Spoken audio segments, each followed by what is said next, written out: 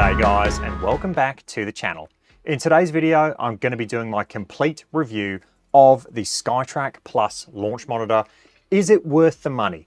Is it worth you paying over 5,000 Australian dollars for this device, or is there a better option? I'm going to be talking about everything in this video. First off, I want to start this video with a disclaimer, and I do want to make this clear that I'm not sponsored by Skytrak. I'm not sponsored by Unicore or any of the launch monitors that I review on this channel. In my reviews, I try and be unbiased and completely open to new launch monitors. I'm not sponsored, I'm not affiliated by these companies, and so I don't get anything for reviewing these things. I buy these things with my own money.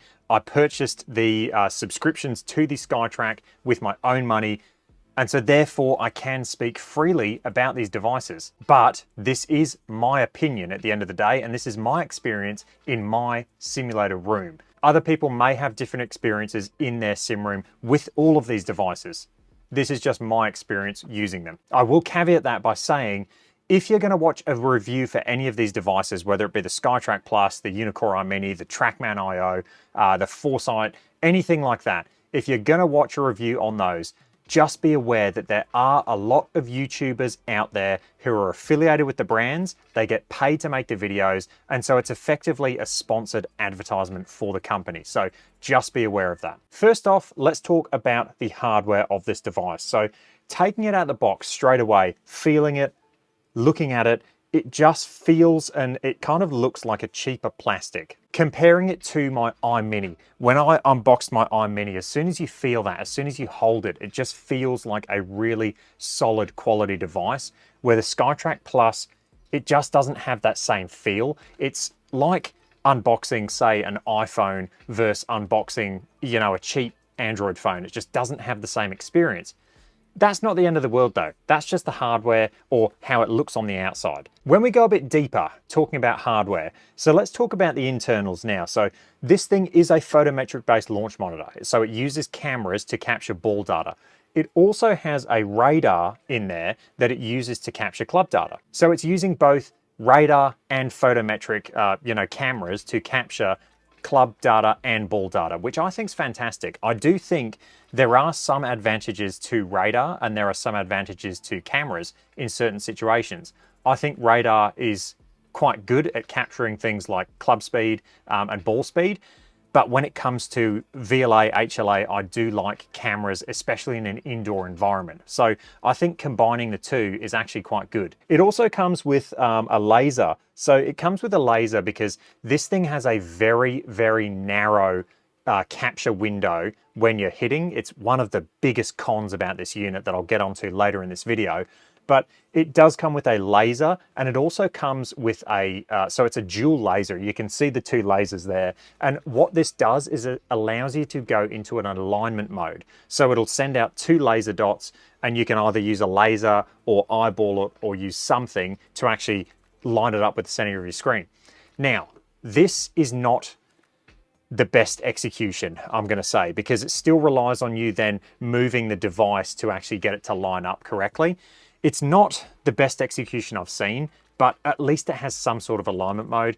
Even I contacted Skytrak support, and I asked them about alignment, and even they said that the lasers don't work that good. They said the best way to line this up is actually to hit chip shots to the center of your screen, which I did. I did both. The alignment mode is not great, and aligning this thing, again, the experience that I had wasn't great either. It kind of reminds me of the GC2, where you do have to play around, you have to line it up, keep making micro adjustments until you think you've got it correct, and then 4 shots later you'll hit a shot that will come out with a too right horizontal launch angle, and you'll question it. And so at the end of the day, for me, alignment could be done better. For example, you've got the Foresight units that use the alignment rod.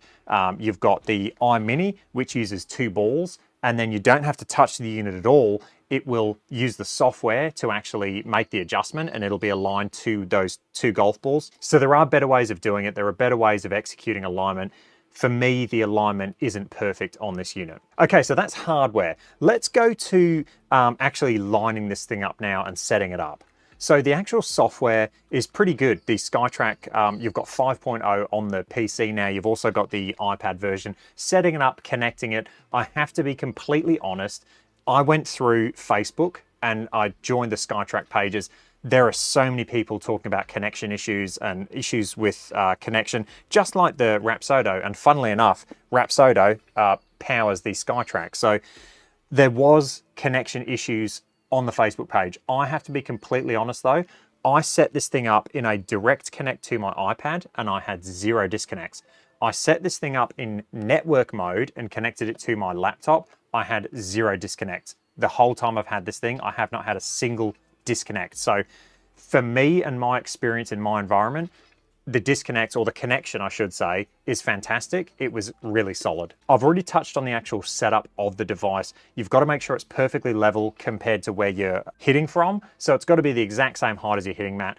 Like most launch monitors, it has to be the same height. And I have talked about alignment. And for me, the alignment isn't great. It could be done a lot better. Okay, let's talk about that hitting window, because for me, when you hit balls with this thing, you get a laser dot on the ground where you've got to hit from. Now, the issue with that is you're gonna wear out your hitting mat very quickly in that same exact spot when you have to hit everything from that dot. The other thing is, with this unit, if you have to putt from that dot as well, now you're potentially inducing errors because you're hitting over an uneven surface. So there are limitations with this device, and you know, you look at any other photometric-based system, you look at the Foresight, you look at the Unicore systems, they all have a box that you can put the ball in, and they're quite big. Even the GC2's area that you could hit in was quite big, and you can put it anywhere in that box. The unit's gonna lock onto it, it's gonna register the shot the exact same. The issue I had with the Skytrak is you always have to hit from that dot, that red dot. And now they say you can hit from around that dot. As soon as I started moving it around an inch away from that dot, the unit wouldn't register. I also did have some shots that did register and the data was completely wrong. So for me, you have to perfectly place your ball on that dot. You're gonna get people that own Skytraks that say you need to potentially move it forward of that dot for flop shots. You've got to move it potentially further back for driver. So there's a lot of little things you have to do with this unit that start to add up, that start to basically annoy you. You really need to know the ins and outs of this device with that ball placement to actually get good valid data, which is unlike any other photometric based system I've used. Like I said, I have quite a big area with the Unicore that I can hit in. It's going to lock onto the ball and register it, and it's just easy. You can throw a ball down, hit it from wherever, you can putt from a different spot. It's just so much easier and just a better execution. I do feel like the Skytrak, look, I could be completely wrong in saying this, but I feel like they haven't actually updated the cameras in this unit from the original. I feel like the original unit had the exact same cameras and capture window as this unit, and all they've done with the Skytrak Plus is add the radar into it for club data. I could be completely wrong, but that is what it feels like. To me, going to a Skytrak Plus, it should have a bigger hitting window. It should have an area that you can put your ball in versus having to put it on that dot. The other thing I want to touch on now is the shot delay. So this unit, like the original Skytrak, it has a shot delay, and it's anywhere from 1.5 to 2 seconds. You'll hit the ball, look up, have to count to 2, and then you'll see the ball finally take off in the virtual world. Doesn't sound like a big thing, but when you actually play and when you actually experience that, it does. Mentally, you expect the ball to take off and go, and you have to wait a few seconds. It does kind of mess with you, and just you're thinking, did that register? You know, and it just isn't a perfect execution. I'd love to see, like the Unicore, like the Foresight, even the Garmin R10, as soon as you hit the ball, as soon as you look up, that golf ball's taken off into the virtual world, and it gives you a much more immersive experience. With this, you definitely notice a delay, and after using the Skytrak Plus for, you know, a week and then going back to my iMini, it was like night and day. Like, I hit the ball and immediately, like, this thing just took off, and it felt much more realistic. And I would have thought going from Skytrak 1 to Skytrak Plus, I mean, they had Skytrak 1 out for years. We're talking about 7 years. I would have thought that in the update, they would have fixed the shot delay. I really thought they would have done that. Even the GC2, which is a really old unit, didn't have a shot delay. Okay, let's talk about full swing data. This is where I was very, very impressed with this unit. The full shot data on this thing was absolutely fantastic. I cannot fault it. I mean, it was spot on. Even the software that I used on both the iPad and the version 5.0, giving me correct carry distances and things like that, I was very, very impressed with. I cannot fault it. All of the metrics on the actual shots as well that the unit captures. And this is what I want to stress this, because a lot of people don't understand how launch monitors actually work. With these launch monitors, with all of them, they're going to capture data points. And so those data points are, say, ball speed, club speed, horizontal launch angle, vertical launch angle, spin axis, all of these metrics. And then all of those things that it captures are going to get fed into the software. And then the software itself is going to have an algorithm based on the environmentals, the humidity, the temperature, what the actual people who made the software think in terms of carry distance. So all of those metrics are going to get fed into the software, and it's going to come up with things like carry distance. Carry distance is not measured from this device. Carry distance is an algorithm that is going to be different in every software. So, for example, if you hook a Skytrak up to GS Pro, it's going to give the same raw data. It's going to give the exact same ball speed, the exact same horizontal launch angle, the exact same spin. All of those raw data points are going to get fed into GS Pro, and then GS Pro has its algorithm for carry distance. So potentially carry distance might be off between the Skytrak and GS Pro, but that is just that software, that company's interpretation of how far that golf ball is going to go. The actual raw data captured by this device is going to be the exact same. And so when I talk about accuracy, I'm talking about the raw data points captured from this device. That's what you want to be accurate. It's the same thing if you're going to compare, a GC3 to anything. You want to make sure the raw data points are correct, because carry distance in, say, Foresight software versus GS Pro software, again, there could be differences because different companies are going to have different algorithms. I just wanted to stress that, because I think a lot of people think carry distance is the same across all softwares. It's actually an algorithm based on different things in different softwares. So all of that said, full swing data, all of the data points, ball speed, club path, face to path, all of that felt really good, and it felt correct. And I was very, very impressed with the raw data points from this unit. Let's now talk about chipping. So chipping, I had a different experience. The chipping for me is yet to be refined. I do think they can do a better job with chipping. There are a few metrics such as horizontal launch angle on those really short 6-foot chip shots. I'll link all the videos I did, by the way, down below in the comment section. I did a putting video, a chipping video, a full swing video. I'll link all those down below. Chipping, though, for me was not great.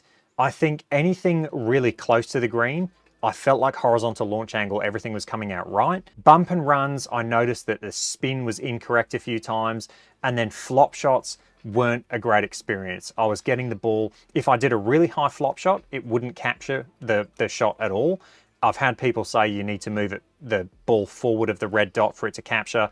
There's just all these little things with Skytrak that you don't have with other $5,000 units. I'll get onto that later, but flop shots for me, it didn't capture the really high ones. When it captured the other flop shots, horizontal launch angle was completely out. I had 6 degrees left on some of them, just completely wrong. So chipping wasn't the best experience. Having said that, it wasn't horrendous. It just wasn't that good.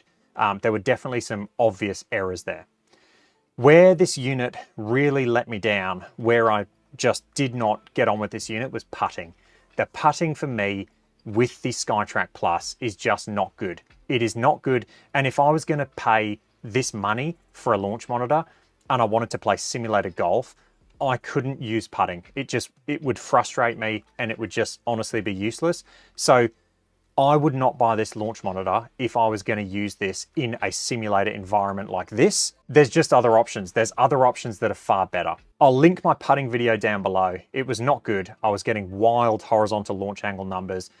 the vertical launch was being taken into account. It just wasn't a good experience. Let's now talk about software. How is the Skytrak software? Jumping into it, we'll first go to the practice range, because I think this is actually really good.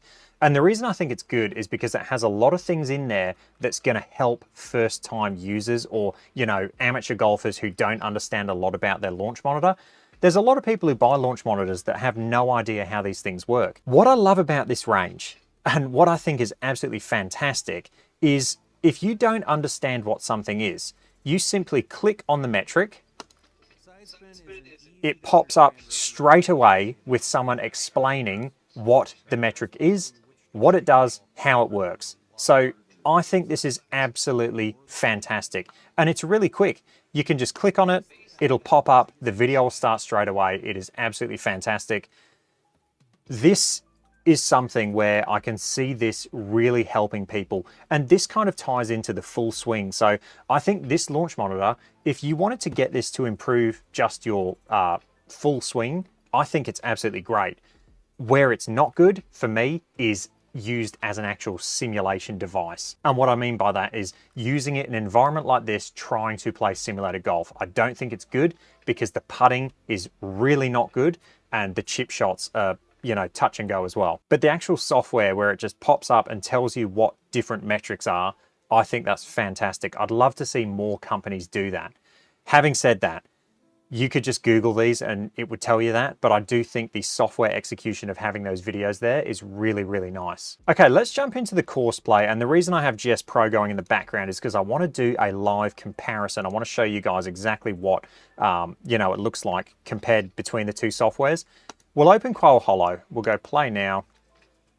And I will open it on GS Pro as well and just do a direct comparison, because there's been a lot of people saying that this software is, you know, the best looking software they've ever seen and things like that, where realistically GS Pro is far superior and the courses you can get on GS Pro are far superior as well. At the moment, Skytrak Plus has 30 courses to its name. GS Pro, I believe, has just ticked over 1,000 courses. So 1,000 courses versus 30, it's a big difference. So what we'll do is we'll just open up a few of these holes. And what I will say is GS Pro has far more options as well. You can go to the driving range. You can, you know, change the pin locations based on day. You've got stimp speed you can control. There's different modes for putting. So you can do auto putt fixed. You can do auto putt random, pick your putt, auto pick with chip.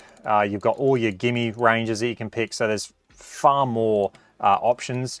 And the reason I'm talking about GS Pro as well, you can actually link the Skytrak Plus up to GS Pro, but it isn't officially supported. So that's why I'm not talking about it as if it's part of this unit. So let's jump in. We'll have a look at Quail Hollow on GS Pro versus Quail Hollow on the Skytrak.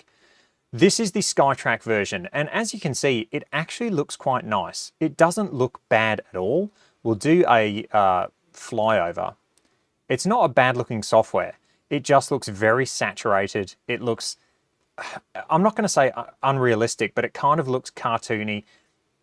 It looks nice though. It is a nice looking software. It reminds me very much of TGC 2019, which for me personally, I don't really like TGC 2019. I think it looks like a video game. And there's a good reason for that. It was a video game. So that's Quail Hollow, the first hole flyover on Skytrak. Let's look at GS Pro. Okay, so this is the GS Pro Quail Hollow. And I mean, what you can see already is the colors just look a bit more realistic. It looks more like a real golf course.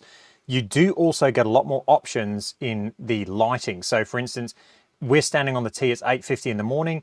We can make it midday. We can go to the Arvo when the sun's starting to get real low. You can actually change the look of the course of all of the things at your fingertips. So you do have different options. You can choose different clouds. You can choose different, you know, weather. You can make it rain. You can do whatever you want. So for the purpose of this, we'll make it about 10 in the morning and we'll just do a flyover. And I just want you to have a look at this just so you can see the differences in the two softwares. You can see the discoloration of the grass. A golf course doesn't look perfect. You can see the bunkers there. They just look a bit more realistic. It just, to me, is just a better execution and it just looks more realistic. So again, comparing that to the Skytrak, looks very saturated, looks very cartoony, and then you pop up GS Pro and it looks just so much more realistic. The color of the grass, you know, it's got different shades, it's got all those different shadow details. It just, the 3D grasses, it just looks far more realistic. And what I will say about GS Pro as well is it's got over 1,000 courses, and the courses on GS Pro, you can get a course added if you want. You can build a course for free. If you want to sit down and build your home course for free, GS Pro gives you the tools to do that. If you want to get your home course built by someone else, then you can pay them, you know, a fee and they'll build it for you. There's really good course designers on GS Pro that will do that. But that being said, there's multiple people building courses on GS Pro, and therefore not all of them are going to look absolutely incredible. You're going to get courses where people are first-time builders. They just want to get their home course put on there. It's not going to look as good as some of the other courses. Quail Hollow is one of the courses on GS Pro that you're like, yeah, it's a good looking course, but there are much better looking courses on GS Pro than Quail Hollow. Quail Hollow does look fantastic, don't get me wrong, but there are courses on here that look better than Quail Hollow. But this one is not a bad example to show. You've got all your different T markers. I mean, it just looks very realistic. Okay, I'm just going to show you one more hole. So this is the 17th at Quail Hollow on the Skytrak software. As you can see, it looks pretty good. It looks very cartoony, very saturated. The water looks okay. I mean, there's not much detail there. You've just kind of got blue. We'll do a flyover. So this is the Skytrak software. It looks okay. You can see some sort of reflections in the water. It's not bad looking software at all. But compare that to GS Pro, and I mean, look at the water there. It just looks absolutely incredible. It looks a lot more realistic, more natural. You've got divots in the T-box there, like you'd expect to see. The water just looks incredible. We'll do a flyover of this. But I mean, look at that. You can see reflections of the clouds. It just looks far superior, far more realistic. Okay, so with all of that said, the Skytrak Plus, should you buy this unit? Is this unit worth the $5,000 here in Australia? I'm going to say no. For my own opinion, I would not recommend buying this device. And I'm going to explain the reasons for that. I do think there are maybe a use case for this device, potentially, if you want to take this device out to the driving range and use it for club data, potentially. The thing is, as soon as you start taking this thing outside to the driving range, you're using range balls, and so the ball data is completely useless, in my opinion. You're much better off hitting it into a net than you are hitting driving range balls outside. So you can use it for club data though. So potentially with the battery and the ability to connect this to an iPad, this unit might just fall into a small bracket for some people. For most people who are looking at one of these units to get a home simulator, in my opinion, this is not the device you need to look at. In my opinion, the device you should be buying is the Unicore iMini Lite. Again, this is not sponsored. I'm not sponsored. This is my opinion. The Unicore iMini Lite in Australia runs for 5,500 Australian dollars. This runs for $5,000 in Australia. So for $500 more, you're going to get a unit that beats this in pretty much every category. And I'm going to go through the categories again. Let's talk about the unboxing and the actual hardware. The Unicore iMini Lite is far superior. Let's talk about the full swing data and what you get. So I will say this unit for full swings is incredibly accurate. The data it spits out is incredibly accurate. It does have some club data that the Unicore iMini Lite doesn't have, such as face to path. However, the Unicore iMini Lite is going to come with that video, so you can actually see your club impact on the View software. It comes with the ability to hook it up to the swing optics, the performance optics with the balance mat. It's going to be like a home studio, a home fitting studio in your house if you wanted it to be. So yes, you're going to give up face to path. However, you're still going to get incredibly accurate data. So for me, the data between them is neck and neck. You could argue that the Skytrak's going to offer more data points, but at the end of the day, the Unicore iMini is going to give you that impact vision. It's going to give you something that this unit's not going to be able to give. Let's talk about chipping. The Unicore iMini Lite, the Unicore iMini, and by extension the iMini Lite, is far superior at chipping. I have never had any issues with my iMini and chipping. Doing those short chip shots around the green, no issues. Let's talk about putting. Putting is just, there's no comparison, there's no competition. The iMini blows it out of the water, and by extension, the iMini Lite. They're literally the exact same units.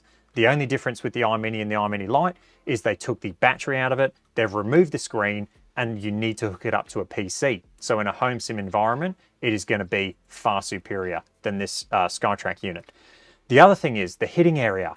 This unit, you have to hit it from that little red laser dot. The iMini and the iMini Lite, you get a massive area that you can put your ball in and hit it from anywhere within that area. So ease of use is just going to go through the roof. Let's talk about softwares now. So both of them do have a subscription. You do need to pay a subscription to use either of these devices. I paid 550 Australian dollars to get the essential package and the course package on this device. Compare that to the Unicore. You're going to pay $200 a year to be able to use third-party softwares such as GS Pro. So $200 a year for that, and then $250 a year for GS Pro. That's 670 give or take Australian dollars. And for me, the price difference is just far superior. I mean, your experience with GS Pro, and the reason I haven't included GS Pro in this unit, I know you can hook it up through a third-party connector, but the Unicore Lite is officially supported. So you're going to get official support for GS Pro. You're not going to have any issues. But for that price, you're going to get GS Pro. And let me just go through a few of the things of why I like GS Pro. You are going to have access to the GS Pro SGT community, which has thousands of users. All of these users are keen golfers, and you can play online. You can jump online and play online with your friends at home, talking on Discord. So you're literally face to face, having a video conversation with them while playing GS Pro, playing in the virtual world. I've had cases where me and a friend in Australia are playing two American golfers, and we're talking and just basically online gaming, but playing golf in our sims. You have access to SGT, the Simulated Golf Tour, which has multiple tours. It's got dogfights, it's got leagues, it's got money matches if you want to play those. It's got clan battles, so there's a group of golfers, you know, it's kind of like pennants, I guess, if you want to think of it that way. There is so much more to GS Pro than what meets the eye. There are over 1,000 courses on there, like I said. It is a far superior experience. And that's not to say you couldn't buy this and use it with GS Pro. The issue with doing that is the limitations that I discussed with all of the things, especially that hitting area, the shot delay, you know, having to put the ball perfectly for it to read correctly. There was missed shots. To me, it's not a $5,000 unit, if I'm going to be completely honest. If this thing was $2,500, it would be something that I could recommend. At $5,000, it's just not. It's just not there. The hardware's not there. The execution's not there. It's just not a $5,000 device, in my opinion. Right, that was a long video. I hope you guys enjoyed that. I hope you got a lot out of that. If you did, let me know. I'm sorry if you own a Skytrak. I'm not a Skytrak hater. I do think this thing has amazing data on full shots. I will say that. I'm just a realist, and I just need to keep these reviews honest, and that's just my opinion. So, if you did enjoy that, let me know down below, and I'll catch you guys in the next one. Cheers.